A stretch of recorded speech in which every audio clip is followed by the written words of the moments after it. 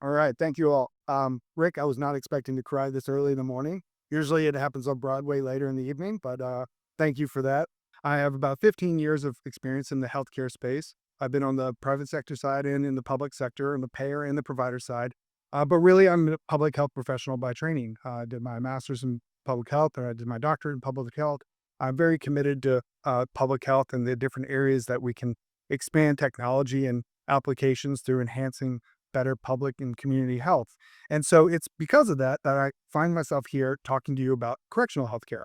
Probably an area that none of you have ever thought about. It was an area that I didn't know existed until 2017 when I was brought in to help them reshape a lot of the analytics in the clinical strategy. I want to take a point here and say that I think there's a very reasonable, necessary, and morally important conversation about incarceration rates in the United States. I welcome that conversation.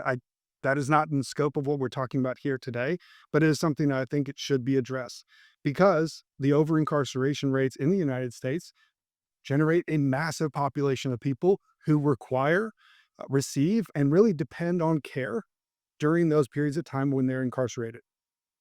We have a sicker population than the community with more preventable diseases coming to more adverse outcomes.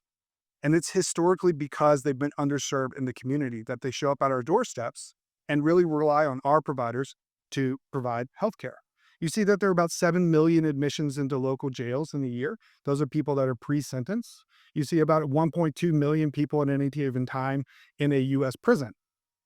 These are people whose primary source of healthcare is the correctional system. So who's really providing that care? Wellpath is one of the vendors that is doing that. We have 15,000 team members across 37 states, 400 facilities. Till most recently, we actually ran the Australian penal system. It is, like Rick said, a massive organization. We have a brilliant group of people on a care coordination team, and I'm thankfully joined by Dr. Basil, who is leading that charge.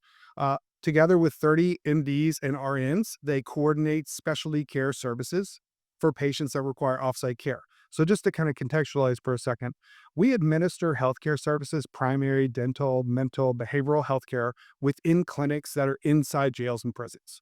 A lot of time, the clinical needs for our patients exceed that capacity and resource at the local level. So we have to coordinate extending their care into the community, seeing an orthopedic specialist, seeing a cardiologist, following up with the endocrinologist. It's a very complicated process because there are multiple layers to that. It's not just you or I scheduling, which is already hard enough, right? It's going through layers of custody and chain of command and coordinating that care. We have about 6,000 requests for specialty care a month. That is handled by that coordination team. So when you think back to that moment where I was sitting in this hotel thinking, this is preposterous, no one would do this, look at a sheet of paper and then determine where they're going to go eat. I thought to myself, that's exactly what we're doing every single day at Wellpath with a lot of our care stack. And it was really hard to stomach because I thought we have all this great technology. I'm watching these different companies kind of rise through the ranks. And I realized that innovation is impossible at Wellpath, just fundamentally impossible. This is a legacy company that has grown through the years by many different regulatory environments, different customer demands. Change is not something that we think about at Wellpath. So it felt impossible, but when I still continued to go to Dr. Basil about this, and he said, "Yeah, I won't hold my breath." And I thought that's a very reasonable response, but I'm going to kind of keep going through. So what we did was we decided to select one very small problem that we wanted to solve in this giant organization. How do we reduce administrative time associated with a request? So the request cycle is going to be very familiar to everybody here who's in healthcare, right? This cycle of generating the requests, documentation phases, the back and forth, the completion of the charts, chart chasing for other previous history and treatments. We found when we critically reviewed our systems that we had one global form that tried to capture all of these different disease states. Our legacy EMR system, I have Chris here attending here, and so he'll need to cover his ears, was very crusty and old and needed many upgrades. And then more importantly is our system wasn't using data to drive who needed care and when they needed care. So Awell to the rescue, right? It was a customizable solution for us. It was very important that we were able to collaborate. We were able to extend the clinical subject matter experts into the tech build. It allowed us to work within our homegrown EMR. Most importantly is it was customizable and scalable for real-time improvements and enhancements.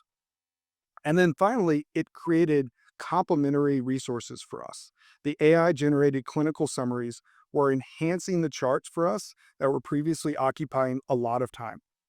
So what was it actually doing, right? So that's generally where we want to get to is at the basic core, we had one form within a care management module where users would click the link and complete one form.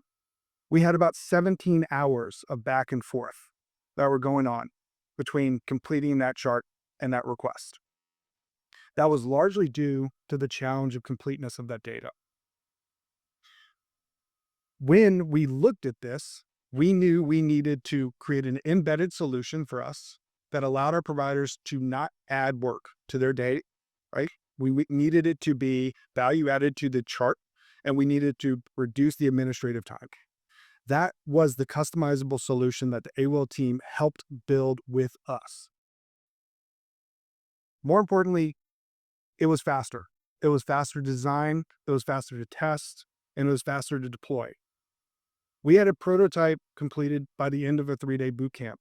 We had nurses and physicians writing care flows in the care studio by day 2. We had a pilot site identified and launched within 30 days. And as of now, we've launched for over 100 facilities in the first 60 days of our collaboration. It's scalable, most importantly, for our needs. And really, ultimately, it's transparent. We're taking this black box architecture of utilization management for a vulnerable population who have significant high-risk needs, and we're exposing that and that process to every one of our provider who's along the way. They get to see every touch point with the Awell care flow.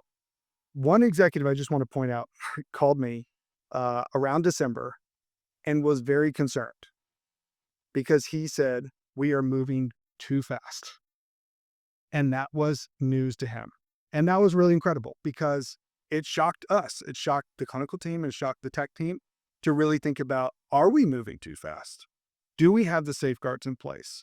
And when we took a step back, we were very confident in the infrastructure that we were building because it was so collaborative, because it was very discreet of who was doing what and when.